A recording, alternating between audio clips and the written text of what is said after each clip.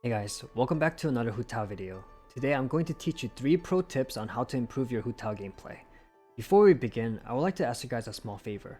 Currently 99% of my viewers aren't subscribed to my YouTube channel, and I would really appreciate it if you all can help me out by simply subscribing and supporting a small Genshin content creator. I'll be posting Genshin guides and other content for you to the best I can. Thank you guys.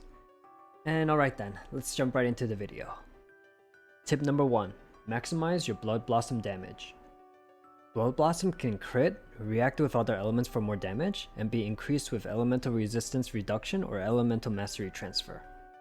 As you can see here, my Blood Blossom does about 12,000 when my Hu Tao is off the field. With Vaporize it does about 23,000. With Melt about 31,000. So here's how I do it in my team comp. First I apply Blood Blossom just before Hu Tao's elemental skill ends. Then I get ready to set up Xingqiu's burst again while applying Hydro for Vaporize. Next, I set up Diana's shield to protect my Hu Tao, which also sets up for a melt reaction. I can also increase its damage with Sucrose's Elemental Mastery Transfer and 4-piece Viridescent set. You can also use C1 Zhangling Scuba or Zhongli. Tip number 2. Cancel your dashes and your dash cancels during charge attacks for faster DPS. It's no secret that animation cancelling by either jumping or dashing is important with Hu Tao's charge attacks. However, you can increase your DPS further if you dash a specific way.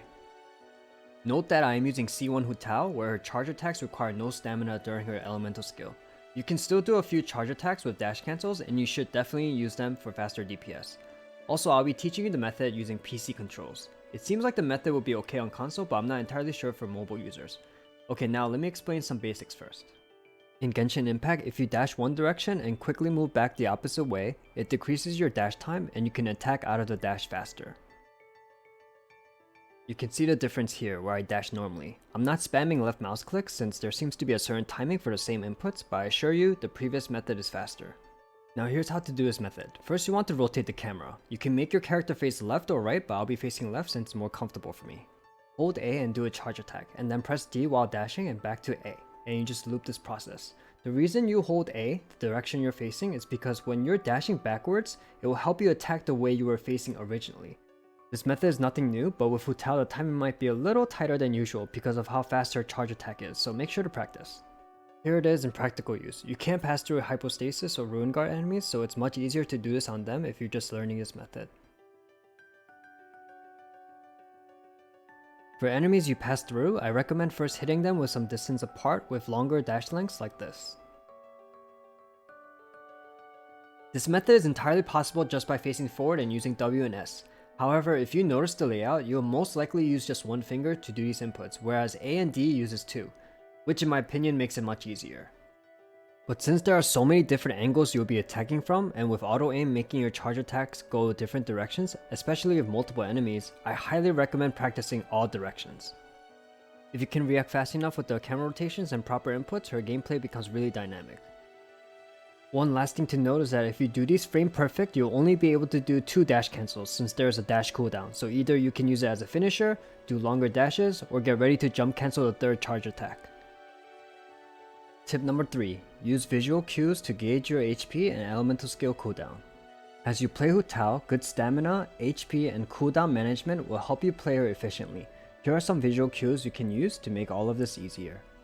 First, you want to get a rough idea of how much your 70% HP and 50% HP is. Knowing how much your 70% HP is lets you know when it's best to activate your elemental skill, so that you stay at or below 50% HP. For the second passive talent, 33% pyro damage boost, more damage and healing from your burst, and if you have Staff of Homa to activate its damage boost passive. Knowing how much your 50% HP is lets you know that you are getting these damage boosts, and you'll know when you can use your burst, or if you should use your burst since you don't want to overheal at times and lose your damage buffs. To calculate 70% HP, just press your elemental skill once at 100% HP, since her skill consumes 30% of your current HP, and that will be the number you want to keep note of. For 50% HP, just divide your max HP by 2. If you press your elemental skill again from 70% HP, you'll be at around 49% HP, so this number is good to know as well. Now here's a visual cue I use. If you look at your HP bar, you'll see this / here. Depending on how much HP you have, the slash is around 50% HP. It's not completely accurate, but if you notice your HP bar is considerably lower or higher than this slash, Then you'll have an idea how close or far you are from 50%. I like to take a quick glance at this slash during combat to get a rough estimate of my current HP, and then refer to the percentage numbers we calculated before. Again, be careful when using this cube because the slash doesn't mean you're exactly at 50% HP. Here you can see I'm below 50%, but it shows I have exactly 50% HP.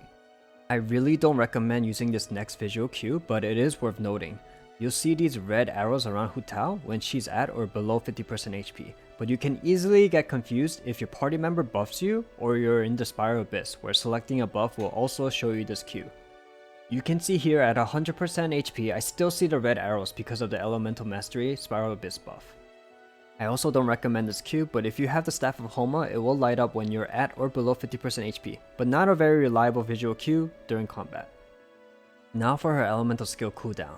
When activating it, you'll see there's a timer in the skill icon. The number you want to focus on is 7, because that's when her elemental skill ends and your attack buffs run out. Since you should be glancing down at your screen for your HP, take some time to glance at your elemental skill cooldown as well for the number 7. I like to make sure I get my charge attacks, blood blossoms, and elemental burst finished right before 7 seconds, just to be safe. I also notice I can estimate when my elemental skill ends from my attack patterns. It looks like if I dash cancel my charge attacks optimally, I can do about 6 to 7 of them, and I still have time for my burst before 7 seconds on the timer. You may have a different playstyle than me, so feel free to find something that works for you. Thank you so much for watching my video. Remember that we all have different ways of having fun with Genshin Impact, so play however you please. Please make sure to like and subscribe for more Genshin guides and tips like this. Also follow me on Twitch at twitch.tv/FrenchTutor_. I'll be streaming almost every day if I'm not making videos. Take care now. Bye.